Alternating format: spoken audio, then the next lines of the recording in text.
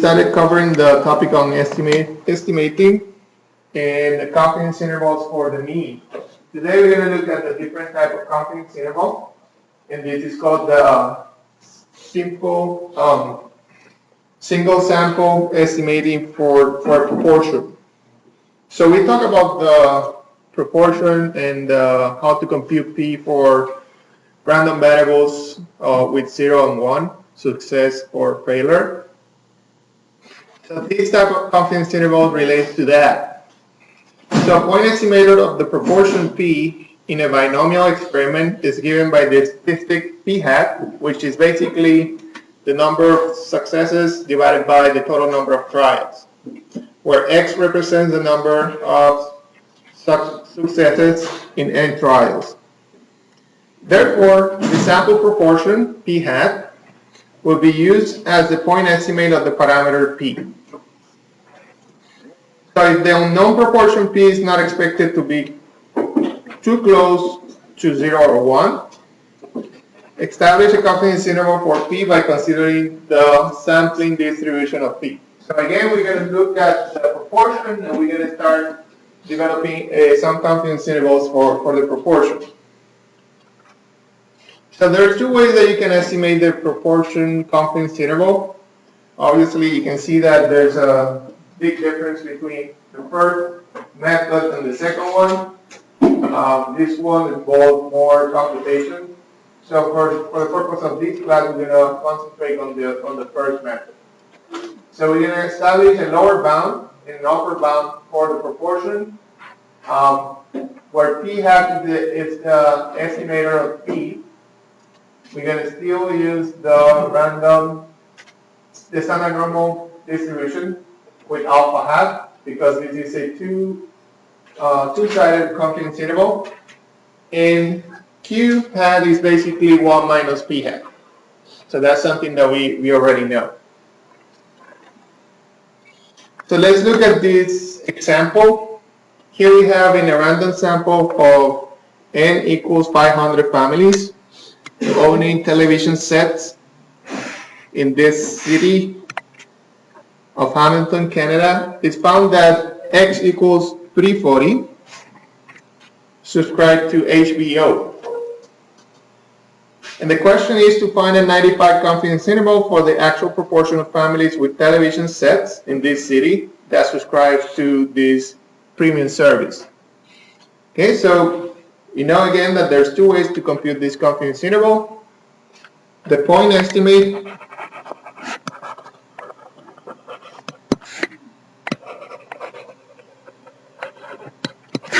of P, again, is P hat. So we're going to compute P, or we're going to estimate the proportion, the true proportion of the population by taking a sample, and we're going to find the proportion of the sample. That's our P hat.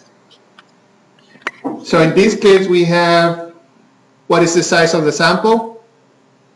500. So our P hat is 340 divided by 500.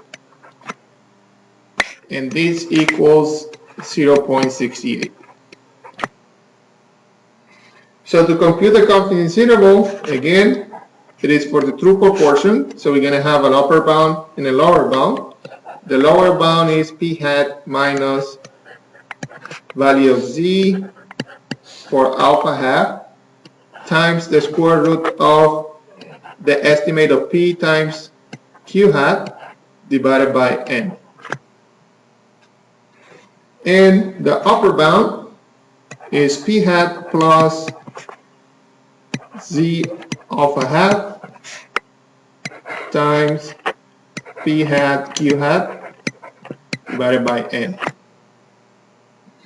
So the confidence interval that we are trying to compute is a 95% confidence interval. So our alpha value equals 1 minus 0.95. So we are looking at alpha of 0.05 and an alpha divided by 2 of 0.025. So by now you should know what that value of Z is. We've been using that number for a couple of practice problems in class. So Z of alpha hat equals 1.96. And we know n equals 500. So the last thing you need to do is just to plug in those values into your confidence interval. And that will be equal to 0.68 minus 1.96 times 0.68 times 0.32 divided by 500 less than p less than 0.68 plus 1.96 times 0.68 times 0.32 divided by 500. And your solution is 0.6391 less than p less than 0.7209.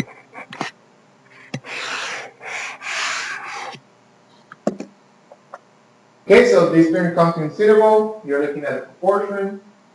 The first thing you need to do is to find that p hat based on the problem. The problem is clearly stating that this is a confidence interval for the proportion. So you should have that formula with you in the exam, how to compute the confidence interval for the proportion. Then once you identify the parameters, it's just a matter of plugging the parameters into the formula and getting the confidence interval. So this confidence interval is telling you that that estimate is within 0.6391 and 0.7209 with the 95% confidence. Any questions? Okay. So if p is the center value of this confidence interval, then p hat estimate p without error. Most of the time, however, this p hat will not be exactly equal to p, and the point estimate will be in error. The size of this error will be positive, the positive difference that separates p and p hat. We can be 100 times 1 minus alpha percent confident that this difference is not exceeding this number. And this is computed in the same way that we did for the X bar or the sample mean confidence interval. So what we are saying is we know that our estimate will have some error in terms of the separation from the true value, which is p, but that error is going to be equal to this value. So we can use that number or that formula to compute the error of our estimate.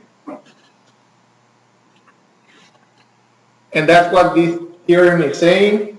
If we know the estimate of p, or the proportion of the population, p hat, then we can be 100% times 1 minus alpha percent confidence that the error will not exceed this value. Okay? So in our example, we are 95% confidence that the sample proportion p hat equals 68.68 differs from the true proportion by p by an amount exceeding 0.04.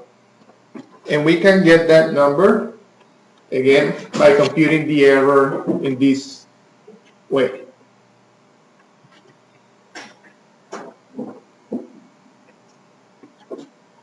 Okay, now we can discuss how to choose the sample size for our experiment if we want to be confident that our value is within this bound. So the goal is to find the sample size necessary to ensure that the error is estimating p will be less than a specified amount e, which is our error. So by theorem 9.3, we must choose n such that that error will equal this value. Okay, so basically what we are doing now is we want to find the sample size. So if we know the error that we want to keep for our estimate, that becomes a parameter, and the only unknown that you're going to have is n.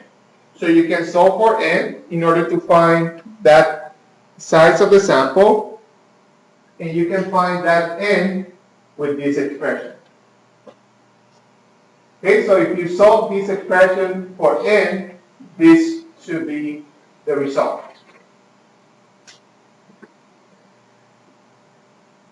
So using this result, we can estimate the n, or the size of the sample, or how many observations are needed to provide the desired degrees of accuracy. Fractional values of n are always round up. Okay, so if you get 9.1 observations, you know that you have to go to the next integer number, which is 10.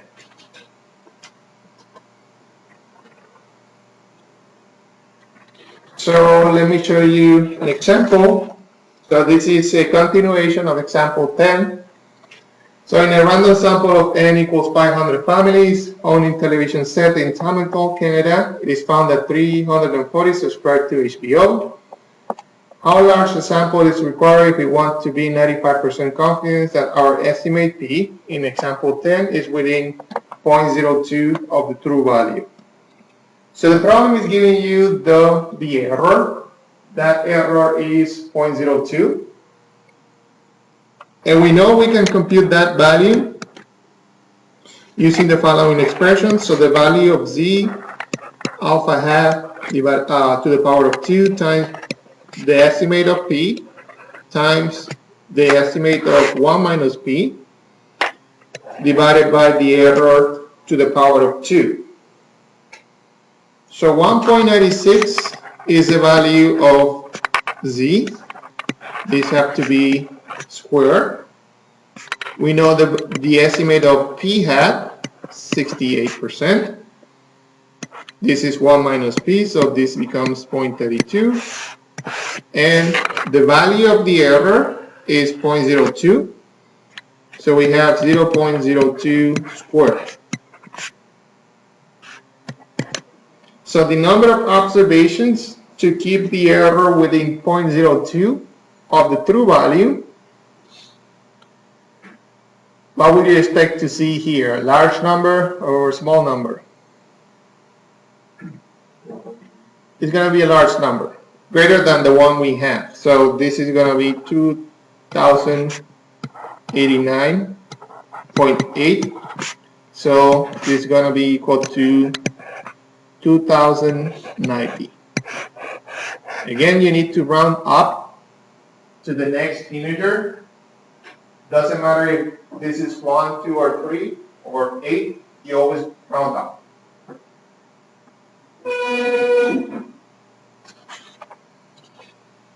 Another estimate, let's say we have a different situation here. Occasionally, it will be impractical to obtain an estimate of P to be used for determining the sample size for a specified degrees of confidence. So let's say you cannot get that estimate that is based on 500 observations. Then you have no sample. You want to see how many, you don't have any trial sample, so you want to know, without that information, how many observations you should try to collect in order to get your estimate with a certain error. So if P is used as an estimate of P hat is used as an estimate of P, we can be at least 100% 1 minus alpha % confidence that the error will not exceed the specified amount when the sample size is equal to this expression. So as you can see here, in this expression, we have no estimate of P hat, but the denominator is different. So this is another good estimator that you can use in order to find the number of observations when you're estimating the proportion of your sample and you're trying to estimate the true proportion of your population. So again, this is an estimate when you don't have the P hat or the estimate based on a sample. So let's look at this problem. So this is again the same problem. How large is the sample required if we want to be at least 95% confidence that our estimate of P is in example 10 is within 0.02 of the true value? So here we're going to estimate this error without using the value of P hat. So N will be equal to Z alpha half square 4 times E square. So this will be 1.96 square times 4 times 0.02 square. And this value is 2,401. So this way of computing the sample size is going to give you a larger number because here you don't have a feeling of what the sample or the population is telling you. Here you're basing your estimator only on the Z value and also on the error that you want to have. But if you can get some information from the sample, let's say you have an estimate of the proportion, then you'll see that when you use the other way of estimating that size, your estimator or your size of N is going to be smaller. Because here you kind of have a better understanding of how the proportion of the sample and the population is behaving. Yes, sir. So this one is just slightly closer to the value. This one, this is basically saying, again, what we're trying to do here is we want to make sure that we are this close to the true value, right? 0.02, that error, this error, this is what we're trying to reduce or minimize, right? So in this case, we are using the estimator of P hat, to get a size in terms of the sample that you would need to get this separation or error for the confidence interval. In that example, the measurement that both share the same degree of error. In this example, yes, it's the same degree of error. Well, the only thing that we are assuming here is that we don't have this information. Let's say we don't have this information. So what we are doing is, okay, I don't have any sample of the population, and I want to know if I want to be within this size of the error, how many observations do I need to collect?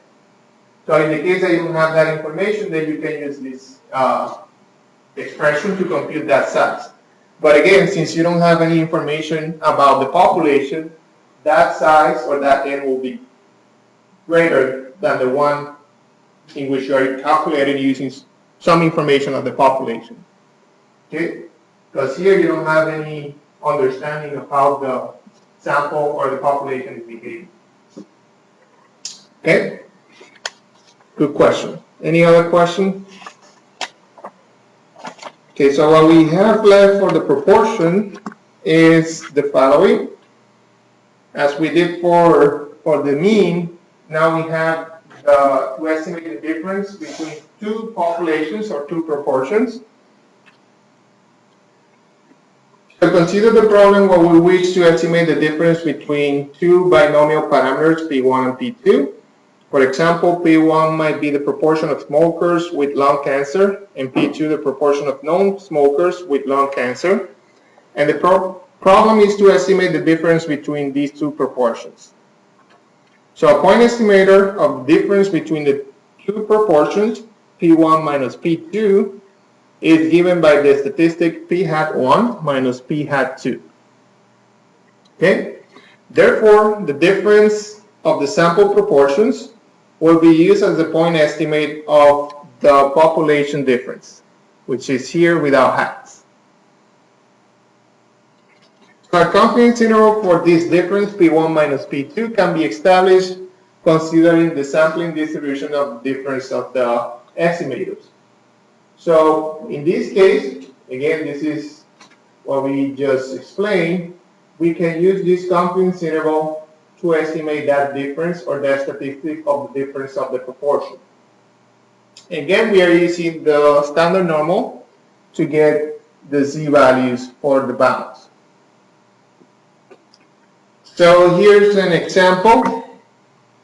A certain change in a process for manufacturing component parts is being considered. Some samples are taken under both existing and the new process, so as to determine if the new process results in an improvement of the process.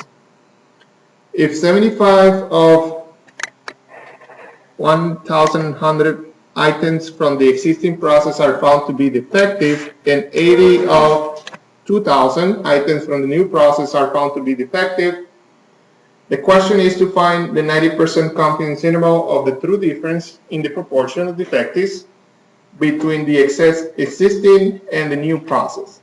So here we have information about two processes. One is the existing one. The second one is a new process that is implemented at this company. So you're sampling from both of them. And from the first one, the existing one, you have 75 defectives out of the 1,500. And for the new process, you have only 80 out of 2,000. And you want to estimate or find a 90% confidence interval for the true difference in the proportion of defects between these two processes.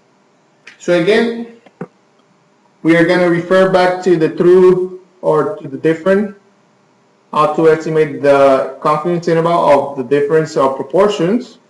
So we're going to use this formula. And again, this type of problem is going to tell you very clearly that you're focusing on the proportion.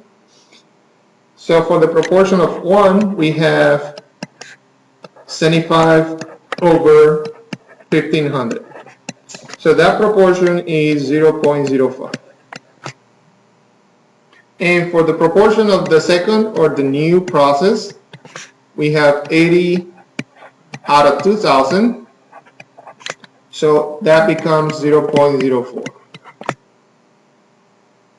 The third thing that you have to estimate is the difference. So you have P1 minus P2 hat. So this is 0.5. 0.05 minus 0.04, which is 0.01. Okay, so we have our estimate of the difference of the proportions, which is equal to 0.01. So now we can go and compute the confidence interval for the difference. Our z-value, again, this goes for alpha half. So this will be the z of 0.05, which equals 1.645. And then the confidence interval will, again, will be using this formula.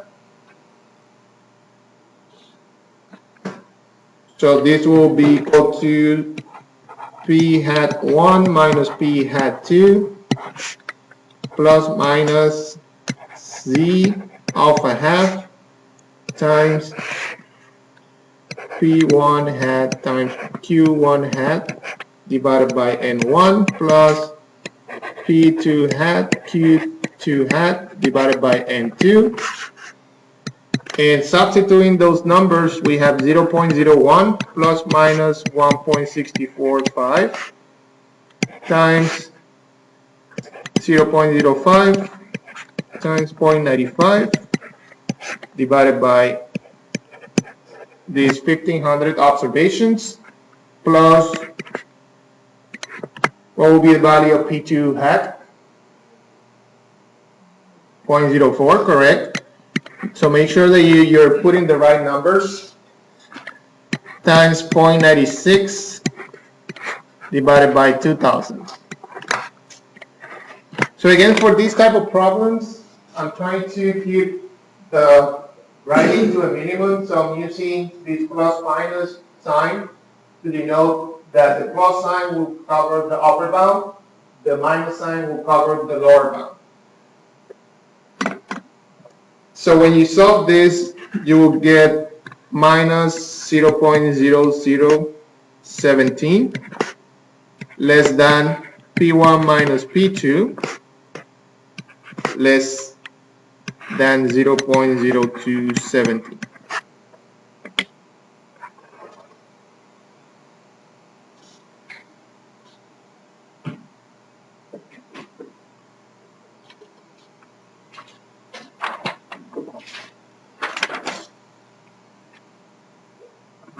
Okay, so that essentially completes the lecture on 1 and 2 sample estimation problems. Again, in this lecture we focus on how to estimate and how to compute the confidence interval for our estimators.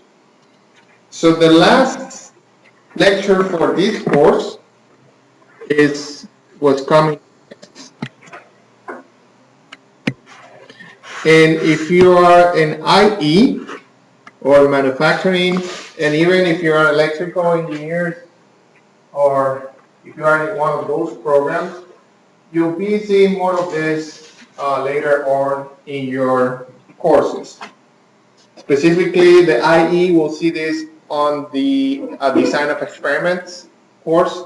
So if you need to take a design of experiment course, then you will cover some of this at the beginning of that course as well.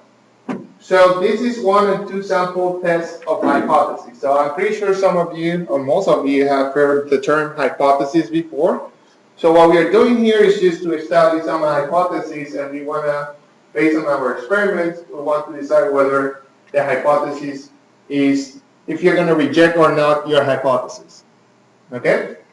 So before we get to the material, excuse me, I wanted to, since this is the last lecture again, I want you to pay attention here to the objectives for the course.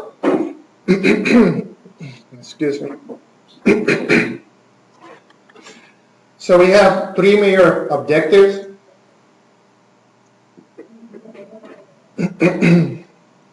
And by the end of this lecture, we should be able to understand that we went through these 3 objectives through the semester. So the first one was to develop simple graph and compute summary statistics and interpret the meaning for solving engineering problems. So if you remember histograms, we developed some dot plot diagrams and so on, and we kept using those histograms to decide whether the shape of the distribution was close to a normal or an exponential, a gamma, and so on. So that was the first objective. The second objective was to use probability models to describe uncertainty and make decisions.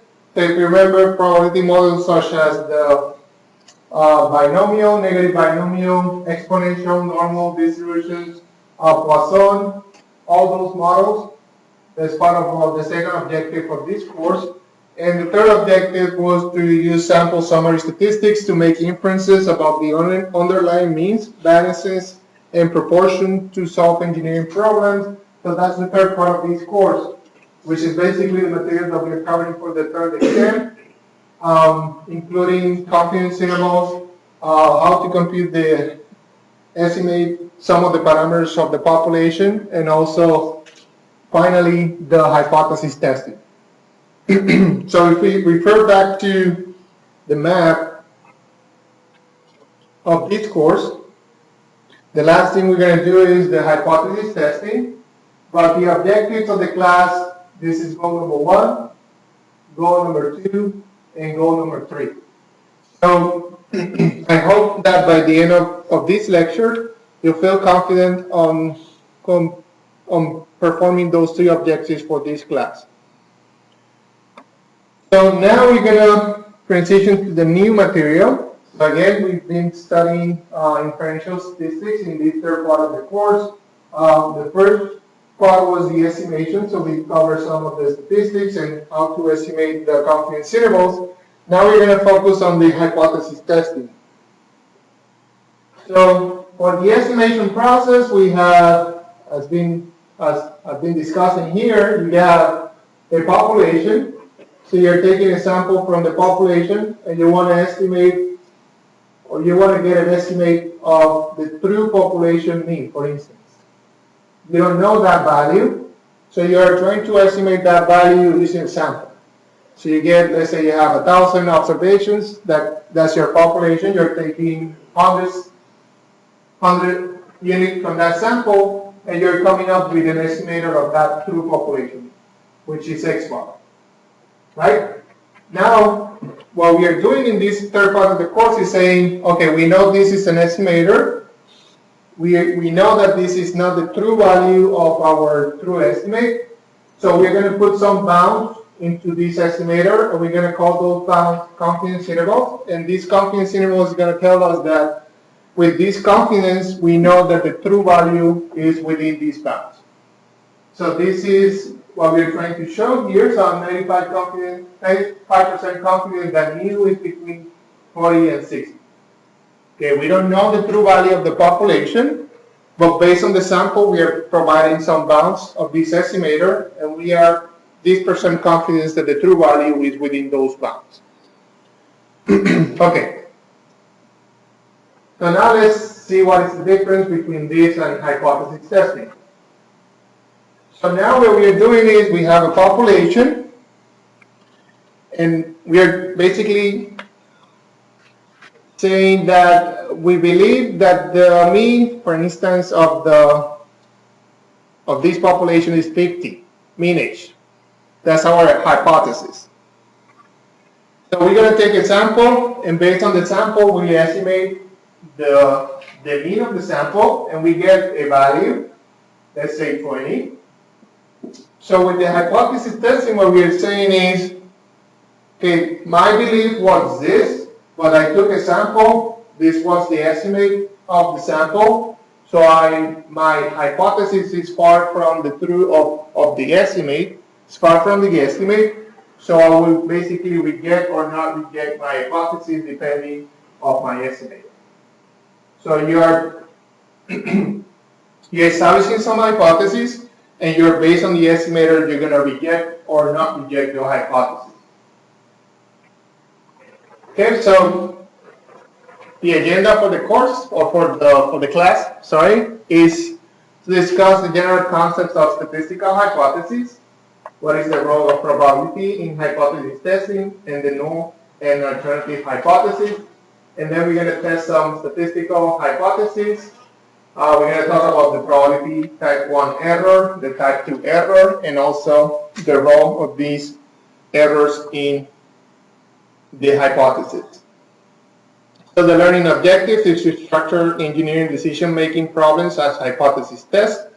Test the hypothesis on the mean and normal distribution using the z-test or the t-test procedure. Excuse me. Use the p-value approach for making decisions in hypothesis tests. And explain and use the relationship between confidence intervals and hypothesis tests. So let's discuss what are the general concepts of the hypothesis testing. So again, as I explained earlier today, often the problem is not the estimation of a population parameter. So here we are not focusing on estimating a parameter. Rather, the formation of a decision procedure that can proceed as a conclusion about the system. So for instance, a medical researcher may decide on the basis of experimental evidence whether coffee drinking increases the risk of cancer in humans.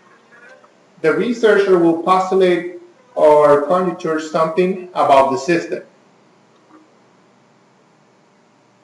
Another example, a hypothesis is a belief about the population parameter. So parameter is a population mean, proportion, or variance, and this hypothesis must be stated before the analysis. So for instance, a hypothesis based on this course could be, I believe the mean GPA of this class is 3.8. Okay, and I'm going to take a sample and I'm going to check if this hypothesis is true or not.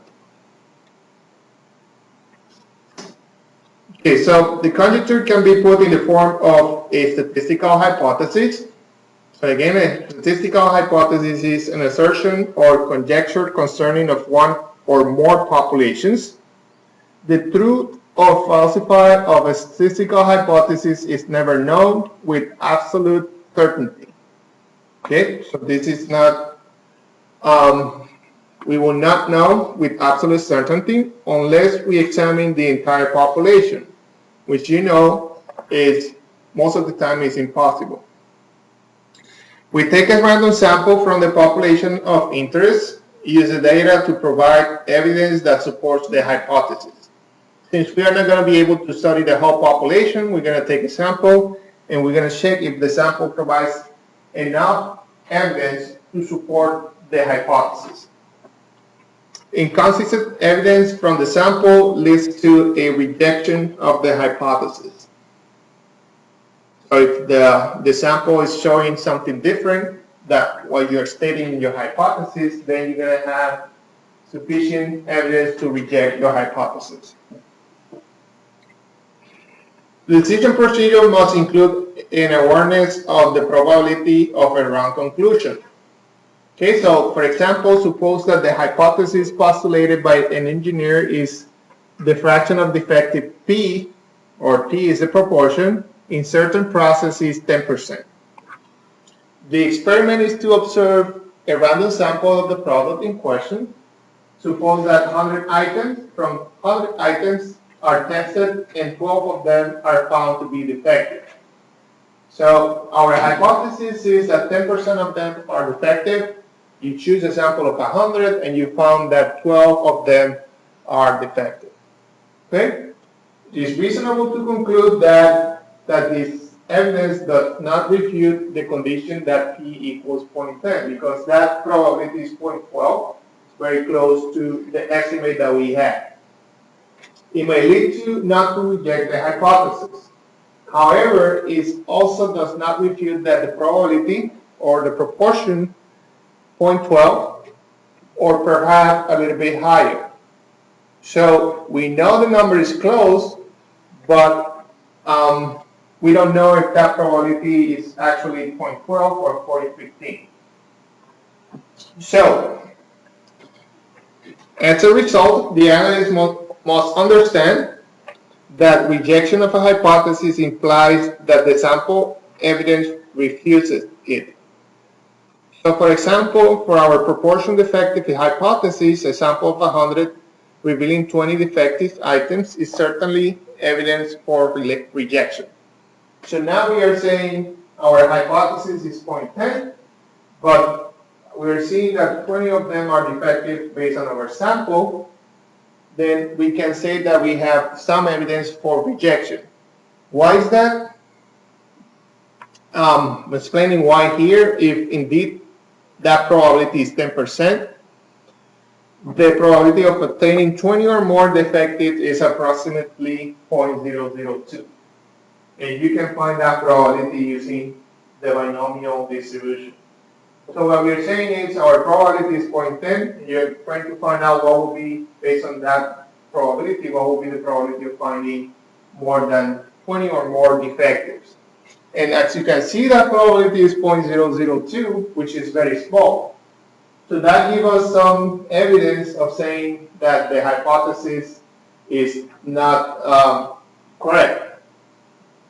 With the resulting small risk of wrong conclusion, it will seem safe to reject the hypothesis that P equals 0.10. And again, this is based on that you got a sample of 100 and you found that 20 of them were defective. Okay? One thing that you need to understand when you're doing this type of testing is that you never accept a hypothesis. Okay? The decision that you're going to make is you reject or not reject the null hypothesis. Okay? Why is that? Because we are not 100% sure, never 100% sure that the hypothesis is going to be accepted. And that's how also leads us to find the best way to state this hypothesis so we can get a strong conclusion. So we're going to talk about that in a few minutes. So rejection of a hypothesis tends to all but rule out the hypothesis. The acceptance, or rather failure to reject, does not rule out all the possibilities. As a result, the firm conclusion is established by the data analyst but when a hypothesis is rejected. The statement of a hypothesis is influenced by the structure of the probability of a wrong conclusion. So if the scientist is interested in supporting a contention, he hopes to arrive at the contention in the form of rejection of a hypothesis. Okay? So another example here, this is a healthcare type of example. So if the medical researcher wishes to show strong evidence in favor of the contention that coffee drinking increases the risk of cancer, the hypothesis tested should be of the form: there is no increase in cancer risk produced by drinking coffee. As a result, the contention is reached via rejection. So how you state the hypothesis can lead you to have a strong conclusion. So in this case, you're trying to reject the postulate. Another example, to support the claim that one kind of gauge is more accurate than another, the engineer tests the hypothesis that there's no difference in the accuracy of the two kind of gauge. Okay? So what I'm trying to show you here is that the way you state your hypothesis is going to allow you to make a strong case for rejection and basically support the decision that you're trying to test. So, in conclusion, the formal statement of the hypothesis is very important.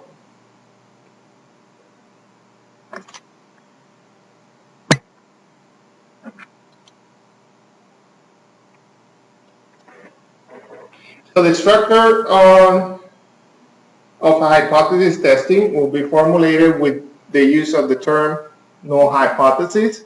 So we're going to have two types of hypotheses: null, and alternative. So the null hypothesis refers to any hypothesis we wish to test, and the null hypothesis is denoted by H0. The rejection of H0 leads to the acceptance of an alternative hypothesis, and this alternative hypothesis is denoted by H1. So two types of hypotheses: H0, null hypothesis; H1, alternative hypothesis. The alternative hypothesis H1 usually represents the question to be answered. The null hypothesis opposes H1, and it is often the logical complement of or to H1. Okay, so two types of hypotheses. One is called the null, H0. The other one is called the alternative hypothesis, H1.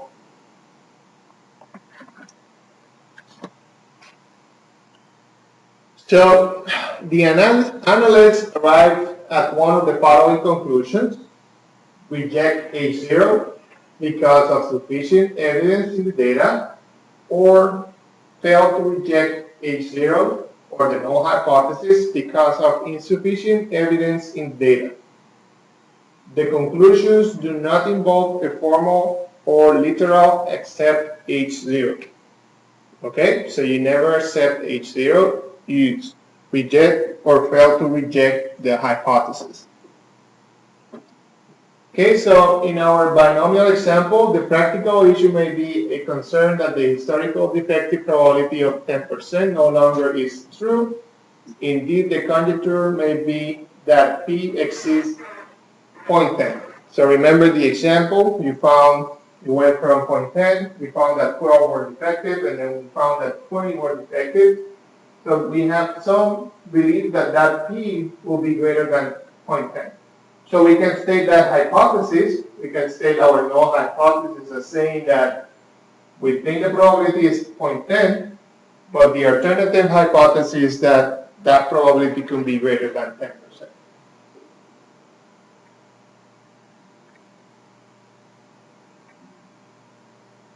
Okay, so 12 effective items out of 100 does not refute that P equals 0.10, so the conclusion is fail to reject H0.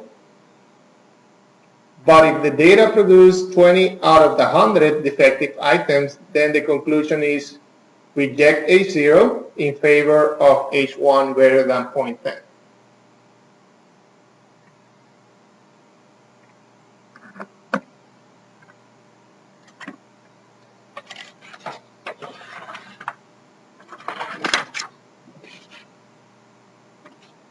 Another example, the predicament encountered in a jury trial, for instance, the null and alternative hypotheses are H0, the null is defendant is innocent, H1, the defendant is guilty.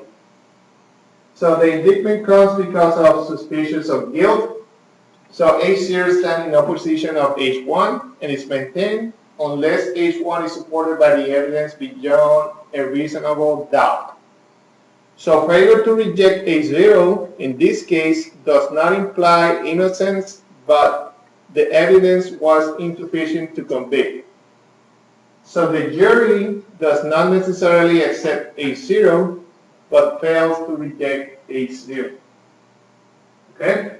So that doesn't mean that its decision is that the person is innocent, but if you don't have sufficient evidence to reject the hypothesis, then you don't reject the hypothesis.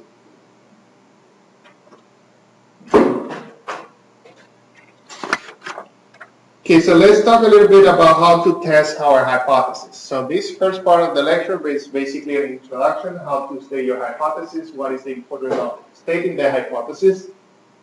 But let's talk a little bit about testing the hypothesis. So this is an example of a cold vaccine.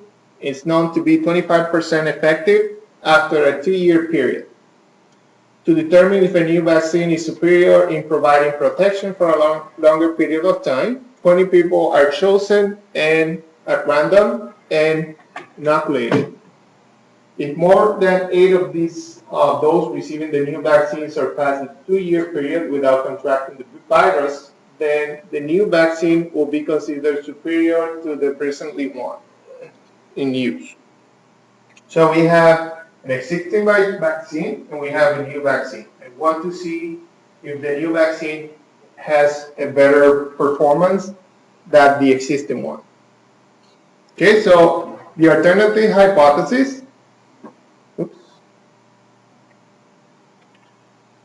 is that the new vaccine is superior.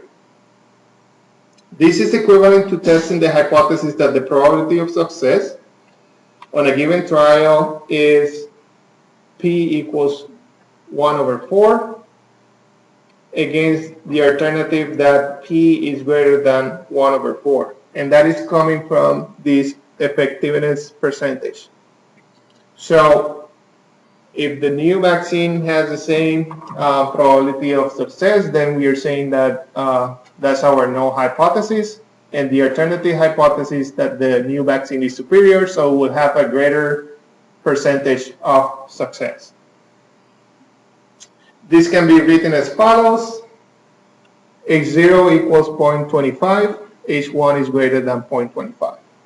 Okay, meaning that the new vaccine will have a higher percentage of success. The test of the statistics on which we base our decision is X, which is the number of individuals in our test group who received the new vaccine. And the possible values of X are divided in 2 groups. So the numbers less than or equal to 8 and the numbers greater than 8. Excuse me. So all possible scores greater than 8 constitute the critical region. So our critical region will come from this point, this blue area. Okay, so we will reject H0 if we get a conclusion that says that we are in this area. and we do not reject H0 if we are in this area. The last number observed when passing into the critical region is called the critical value. So that critical value is basically 8.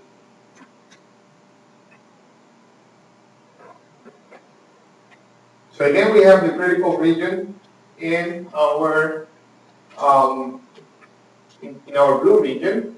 So if x is greater than 0, we reject H0 in favor of the alternative hypothesis. If x is less than or equal to 8, we fail to reject H0.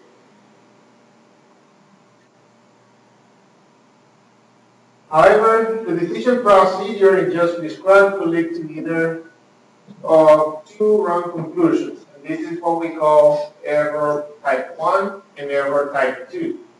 For instance, the new vaccine may be no better than the one now in use. In that case, the null hypothesis is true, and yet in the sample, more than 8 surpass the 2-year period without contracting the virus. So what you're saying is the sample is telling us something that is not the true behavior of the population. So in those cases where people basically made a conclusion that is wrong. So rejecting H0 in favor of H1 when in fact H0 is true is called a type 1 error. Okay, and that's what is defined in definition 10.2. Okay, so that's the first error. And remember, we are trying to test some hypotheses based on the sample. That doesn't mean that the sample is going to tell us with 100% certainty that the information that we're getting from the sample is the true behavior of the population. So that's what we're trying to capture here with these two types of errors. The second kind of error is committed if we fail to reject H0, when in fact H0 is true, false, sorry. This is called a type 2 error. So again, the non-rejection of the null hypothesis when it is false is called the type 2 error. So in testing any statistical hypothesis, there are 4 possible situations that determine whether our decision is correct or in an error, and they're represented here in this table. We have the case in which we do not reject H0. That is the correct decision. H0 is true. But then there is also the case in which H0 is false, so we are committing type 2 error. If we reject H0 and H0 is true, then we are committing a type 1 error. But if we actually H0 is false, then we are making the correct decision. So these are the 4 options, or the 4 outcomes that can happen from your hypothesis test. And what we're trying to do is we want to make a decision, right? And we want to minimize those errors. So the probability of committing a type 1 error, also called the level of significance, is denoted by the Greek letter alpha. In our example, a type 1 error will occur when more than 8 individuals pass the 2-year period without the virus, and researchers conclude that the new vaccine is better when it is equivalent to the one in use. So we get a sample from the population. We found that instead of 8, we are seeing 12 people passing the 2-year period. So we are going to be basically tempted to say, okay, the new vaccine is better. But in reality, if you look at the population, that might not be the case. So you can arrive to the conclusion that the vaccine is having the same effect. So if X is the number of individuals who remain free of the virus for at least 2 years, you can compute the probability of type 1 error by looking at the probability of X being greater than 8 when the P is 0.25. So again, we are doing this type of experiment is a success or failure. So we can use the binomial distribution to compute this probability. So if we compute this probability, we get that that probability is 0.04. So the null hypothesis, P equals 1/4, is being tested at the level of significance 0.04. The critical value is very small, and it is unlikely that the type 1 error will be committed. So our conclusion is it will be unusual for more than 8 individuals to be remain immune to a virus for 2 years. So the new vaccine is essentially equivalent to the one we had already. Okay, so we are stating our hypothesis, and we are testing our hypothesis, and we are also looking at the type 1 and type 2 errors. The type 2 error, impossible to compute if no exact alternative hypothesis is stated. So what we mean by that is our alternative hypothesis needs to be stated with an equal sign. So for example, if we test the null hypothesis that p equals 1/4 against the hypothesis that p equals 1/2, then we are able to compute the probability of not rejecting H0 when it is false. So we find the probability of obtaining 8 or fewer in the group that surpass the 2-year period with a probability of 1/2. So as we did earlier, instead of using, so the way you state the probability now is x less than or equal to 8 with a probability of 1/2, and we're still using the binomial. So that probability equals 0.2517. As you can see, that probability is very high. So it is likely that we shall reject the new vaccine when it is superior to what is now in use. So our level or type 2 error is very high.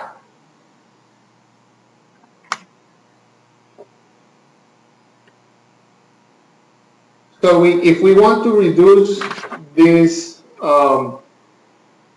errors, we can always do that by increasing the size of the critical region. So consider what happened when we changed our critical value to 7. Now testing this probability of 1/4 against the alternative hypothesis of 1/2, we find that that error is reduced. Okay, so this is an option that you have if you want to reduce that error. Something that you need to know is that you can reduce both errors simultaneously. So if you reduce one, you will increase the other one.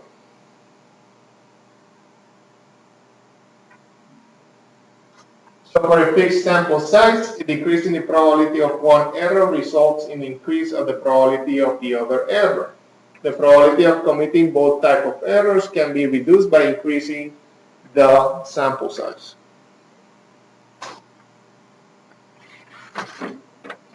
Okay, so those slides basically go over the description of the type 1 and type 2 errors. Now I want to go back to how to state your hypothesis. So a test of any statistical hypothesis where the alternative is one-sided, such as this one. So we have our null hypothesis with an equal sign and then an upper or greater than sign for our alternative. That is called a one-tailed test. So generally the critical region for an alternative hypothesis statistic greater than the value lies to the right of the tail of distribution of the test statistic, while the other one lies on the left side of the test statistic. A test of any statistical hypothesis when the alternative is two-sided, such as the one we have here, so we have an equal sign or not equal sign, is called a two-tailed test.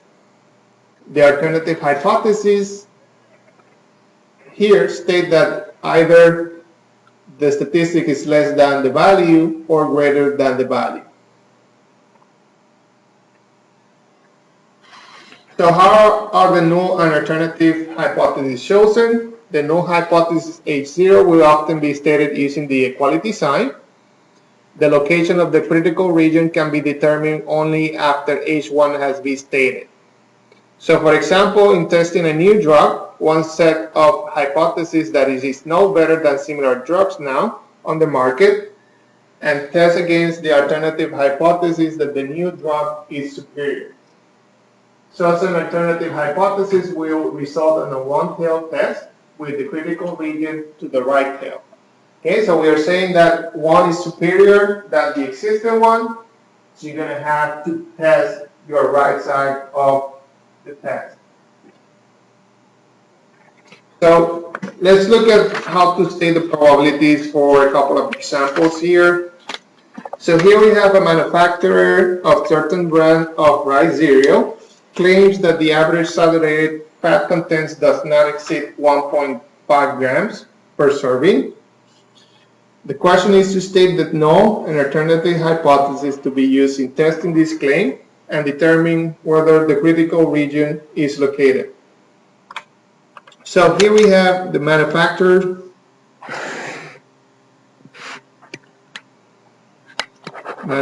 claims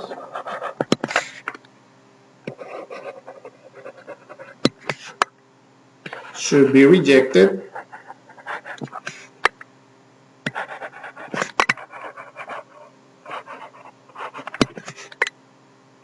only if what happens? If mu is greater than 1.5 grams. Because what the manufacturer is saying there is that saturated grams fat content does not exceed that 1.5 grams. So if you were to state this hypothesis, you're saying that your null hypothesis, you have mu equals 1.5, and your alternative hypothesis is that mu is greater than 1.5.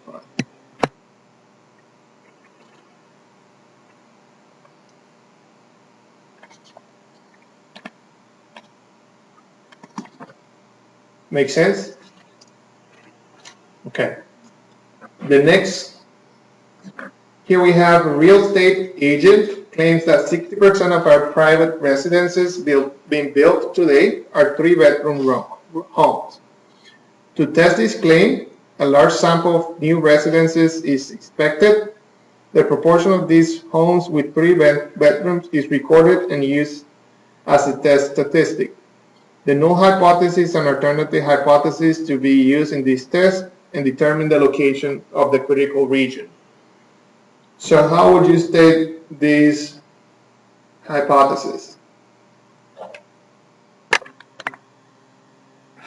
So here we have the proportion that the real estate agent is telling us about the 3-bedroom homes. So he's saying that 60% of the homes are 3 bedrooms.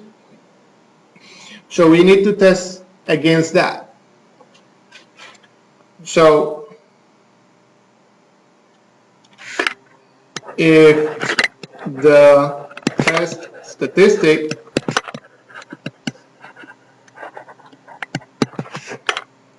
were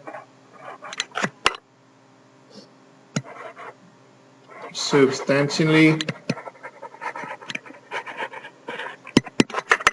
higher or lower than 0.6, we will reject the agent's claim.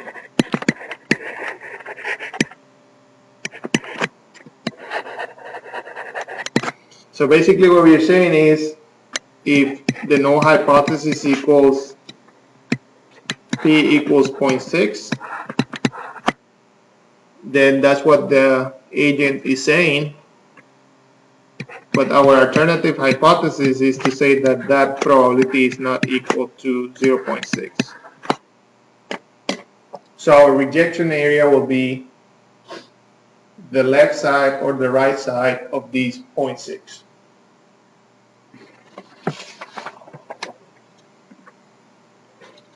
Okay, so these are two examples of how to state your hypothesis.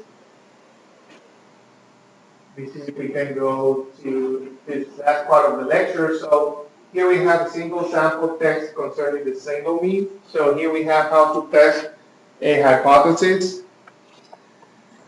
So if we were to test on a single mean, in which we have the variance, we know the variance, we will consider this type of hypothesis, right?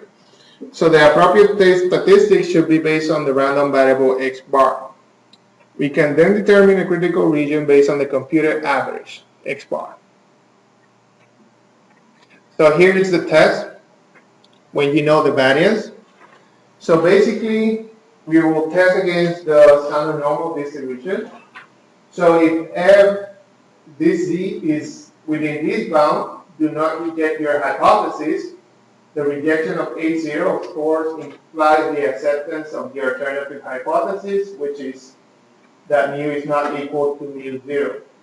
With this definition of the critical region, it should be clear that the probability alpha of rejecting H0 falling into the critical region when indeed mu equals mu0. So again, this test statistic is for x bar, and the test procedure applies only when you have a single mean and you know the variance of the population. And this is the only test that we're going to cover in this class. You're going to go over other tests in other courses here in your program, but let me show you how to perform these tests. So same thing applies when you have a test of single mean, but now you're looking at one side of the hypothesis. So the rejection of A0 results when the computed Z is greater than Z alpha. If the alternative H1 is mu less than mu0, the critical region is entirely in the lower tail, and thus the rejection results from Z, or the computed Z, being less than minus Z alpha. So here we have a couple of examples. Here we have a random sample of 100 recorded deaths in the United States during the past year, showed that an average life span of 71.8 years. Assuming a population standard deviation of 8.9 years, does this seem to indicate that the mean lifespan today is greater than 70 years? Use a 0.05 level of significance. So we have a couple of data here that we're going to use to complete our test. So the first thing you need to do, and this is a step-by-step process, so the first thing you need to do is to state your hypothesis, your null hypothesis. So your null hypothesis, that's step number one. Anyone have an idea of what will be that null hypothesis? E0?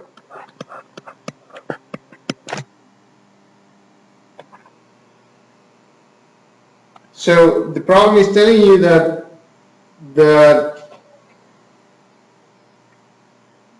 population seems to indicate that the mean lifespan today is greater than 70 years. So we want to test if that's true.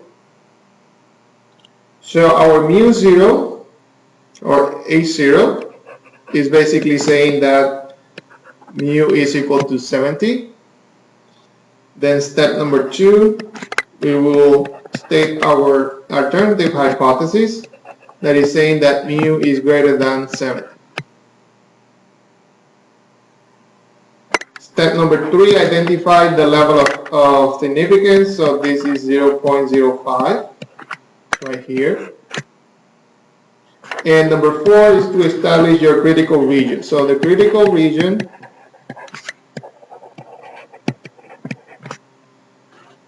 will occur when Z is greater than Z alpha. So that means Z is going to be greater than 1.645. And we know where Z equals x minus mu 0 divided by sigma of this. So number 5, I'm sorry, is the computations. So we know X bar equals 71.8 years. That is given by the problem. We know sigma, this is equal to 8.9 years. So we can compute our z, and again, we are going to check if our computed value of z is greater than this. If it is greater, then we can reject our hypothesis, our null hypothesis. So z is going to be equal to 71.8 minus 70 divided by 8.9 square root of 100. So this is 2.02. So what should be your decision? Are you going to reject or not this hypothesis? This computed value is greater than the critical region. So your decision is reject A0 and conclude that the mean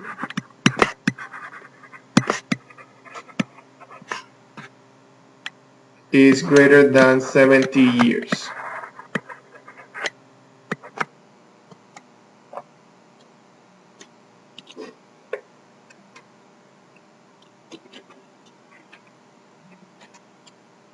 You have one more example and then we are done with the lecture.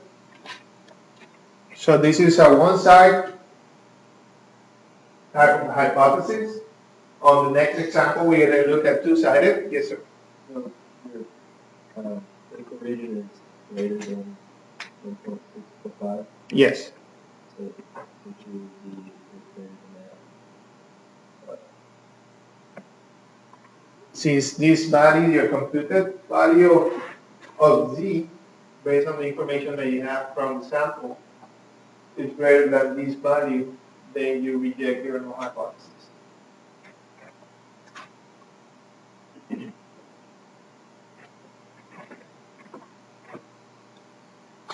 Any other questions? We're going to look at the next example.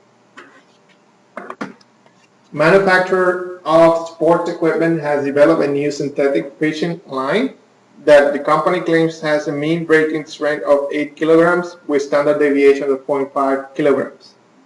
Test the hypothesis that mu equals 8 kilograms against the alternative of mu different than 8 kilograms if a random sample of 50 lines is tested and found to have a mean breaking strength of 7.8 kilograms. And we're going to use a level of significance of 0.01. So we're going to go again, and this is what I want you to do in the exam. I want you to state step by step your procedure. So you're going to have H0. The null hypothesis is 8 equals to 8 kilograms. Number 2, the alternative hypothesis is that mu is not equal to 8 kilograms. We have the level of significance of 0.01. In the critical region,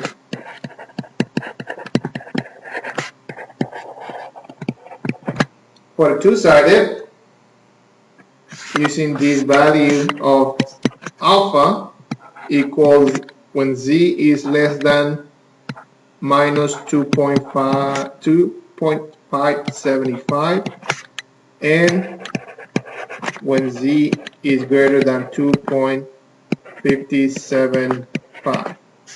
So to show you that in the graph, then we have 2.575, here 2.575.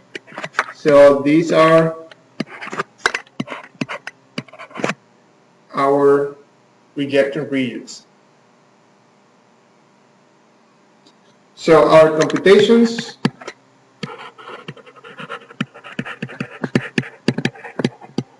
we have x bar equals 7.8 kilograms, and we have n equals 50 and sigma equals 0.5. So z is gonna equal 7.8 minus 8 divided by 0.5 divided by the square root of 50, and that is minus 2.83, which is in this area. So our decision is to reject A0 and conclude that the average breaking strength is not equal to 8.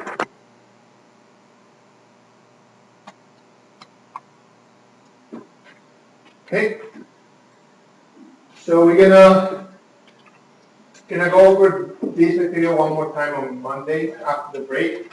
I'm gonna give you some problems for you to practice in a homework, but that homework is not gonna be submitted. You just have to practice that homework, and we're gonna use that homework for the review, so we can clarify any questions that you might have about this material, and also bring your questions about other things. The exam will cover the third portion of the course, so we'll go over that one more time on Monday. Have a nice break. Please drive in your living town. Be careful. Weather conditions are not the best, so be careful while you're driving. And I hope to see you back on Monday. Can I get slide 16? Sure.